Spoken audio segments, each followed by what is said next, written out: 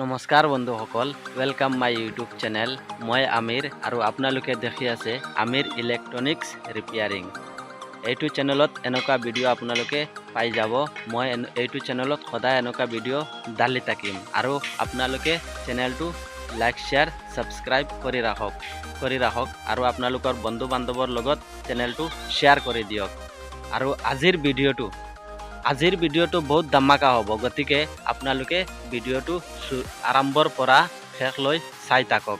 আপুনি অলপ হ'লেও এইটো বুজি পাব আৰু এইটো কাম আপোনাৰ কেতিয়া লাগিব পাৰে, গতিকে আপুনি চেনেলটো ছাবস্ক্ৰাইব কৰি ৰাখক। মই এতিয়া ভিডিঅ'টো আৰম্ভ কৰোঁ।